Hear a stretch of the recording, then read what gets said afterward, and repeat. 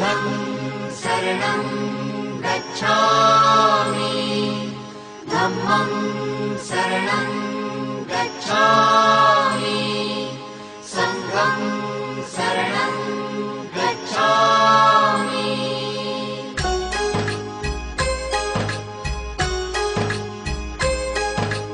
बुद्धं शरणं गच्छामि